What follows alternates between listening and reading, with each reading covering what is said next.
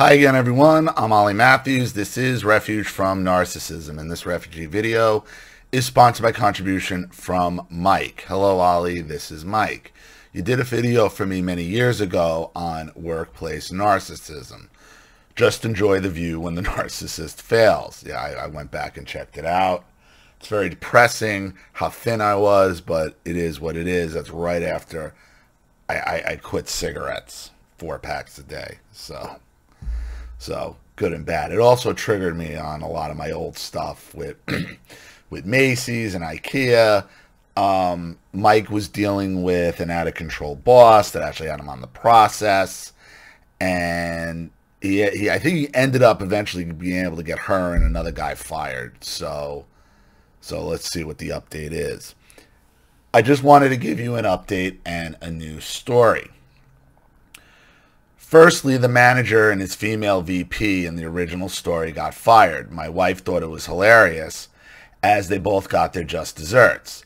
I wrote a report on both of them for the former CEO, who then came back to save the company at the request of the board. He axed those two immediately. I went on to work at a school district, and that is where I was when you made the first video for me. I hate to say it, but I ended up running into a worse narcissist. Well, in a school system, that's not surprising, especially now in 2022. I was warning you guys about the schools, and I believe you're in the UK. I'm not even talking about American schools, and UK schools are even worse.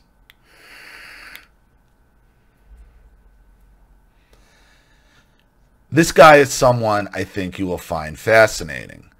And beyond my story about him, I'm very curious about your thoughts on people who work in the teaching profession. Don't get me wrong, I have a friend who's a teacher who dedicated his life to the profession because of a bad experience he had as a child with an incompetent teacher. But I've always wondered if there was some truth to the old adage of those who can do, those who can't teach. Yes, and I've talked about this. I have videos lit under my societal narcissism. Teachers aren't heroes. I've been calling this out for many years. They're not. They're not heroes. And to say teaching is a difficult job, actual physically being able to teach a child reading, writing, and arithmetic, it really isn't. It really isn't. And I broke down many ways how public school teachers are not underpaid, they're overpaid. If you break down by hour what they actually put in, they're given their agenda, they're given a school curriculum that they have to teach out of a book. And then when you break down their salaries and they're acting like that, understand they're working, public school teachers mostly are working 10 months out of the year, Monday through Friday, roughly 5.5 to 6 hours, 6.5 hours a day. Okay. Weekends off, holidays off, a Thanksgiving break, a week at Christmas, a spring break, an Easter break, and every federal holiday off. Teachers' conventions, at least in this country, teachers' conventions, election days, all days the schools are closed. They work 180. You have to, public schools teach a minimum of 180 days. Anywhere from 100 to 183 days out of the school year, give and take snow days. You have to be out, you have to have, in first school year, 180 days of school in session. It's half the year off. It's half the year off. And I have teachers that subscribe, and I have teachers that contribute very generously. But it is what it is, and that's because of the unions. And what you got now is you have teachers who are there because they want to be there because it's an extension of high school for them. It used to be people looking for power, looking to control. Now, I mean, there's still a part of that. There's also now the aspect of these teachers are trying to go back to grammar school, go back to middle school, go back to high school.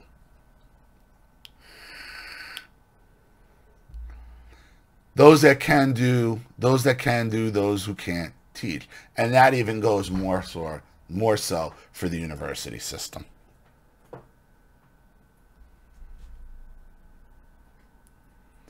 So let me tell you about this guy. He worked his whole life in the district, in the IT department. He was a millennial, so he was about 10 years younger than me. Everything went great for the first 6 months. Then one day, out of nowhere, he launched into an attack on me in front of my team. It was extremely embarrassing.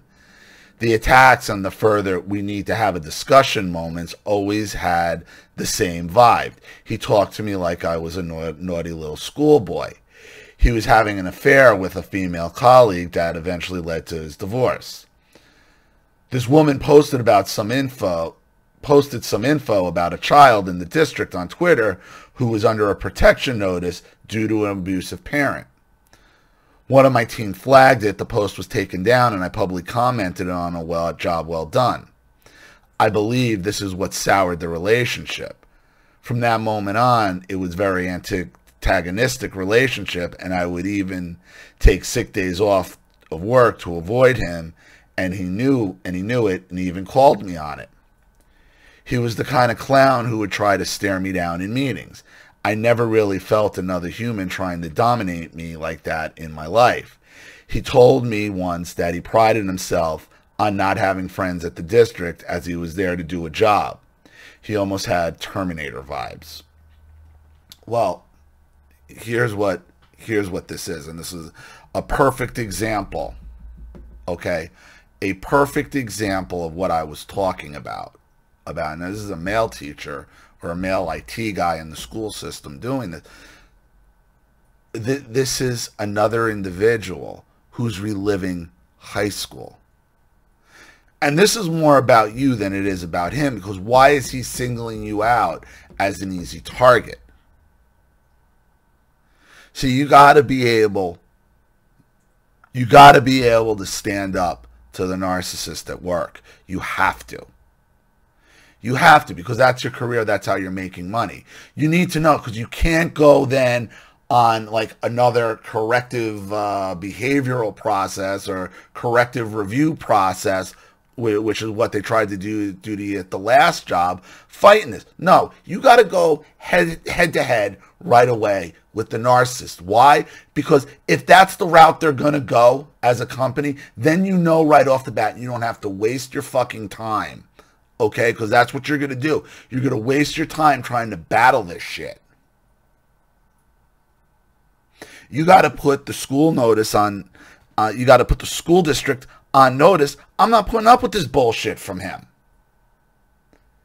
And if you want to discipline me over him, then fine. Thank you. Tell me right now, and I'll move on, and I'll find something else to do. You have to make a stand right away, because whatever it is, this guy is in some kind of middle school, high school mentality where he's looking for a weak target to bully, to make himself look better, to make himself feel better, whatever his motivation is. Who gives a shit?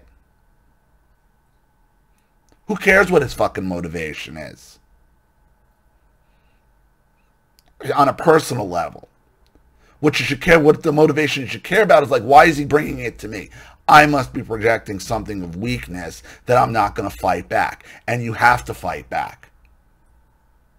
You have to. Whether it puts your job in jeopardy or not, you need to know that immediately. You need to know that right off the bat, because a guy like this will try to build a case against you to make you look like a fuck off, and then to get you on some kind of process.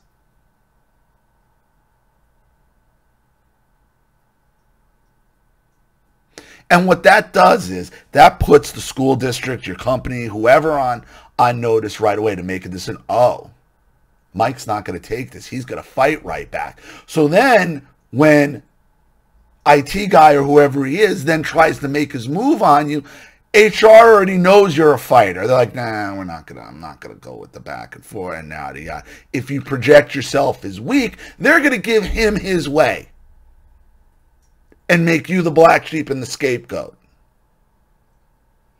But you need to know that right off the bat. When you fight back, if human resources, whoever's in charge, comes at you like you've done something wrong, then your cards are on the table. Okay, this is going nowhere. Time to find a new job. That's how that works. Because the new breed of school system, okay, not that the old one was much better either, but the new breed is a bunch of teachers, a bunch of millennials, okay, trying to relive their glory days or live the days they never actually had in high school. They're the worst. They're the worst. The ones who are trying to go back and do what they never could do in high school, they're the most dangerous. They're the most vicious. Unfortunately, Mike, it might be too late. You might have already been labeled by human, weak, but the next time he does it, as he does it publicly, you need to fight back publicly. Like, who are you talking to like that? What makes you think you can talk to me like this?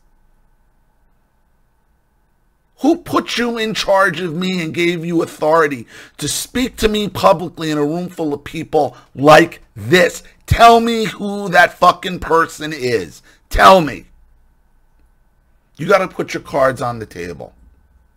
Flat out. Because otherwise, you could spend months or years going back and forth with this bullshit. Because he's either going to move on, melt down, or the company's going to let you know they're going to take his side, and do not get caught up in another campaign trying to prove it. Move on. Go fuck yourselves and move on. So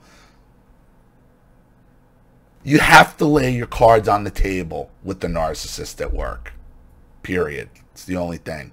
You can't be afraid, well, I'm going to lose my job. I mean, you're going to end up losing the job anyway. And if you can't leave the job at that moment because you got to find a job, at least you know you got to start. You don't have to quit on the spot, but start looking to find something better. Start looking to find something better, because that job is going no place. So I hope that helps. Thank you so much, Mike, for your contribution and story. I really appreciate it.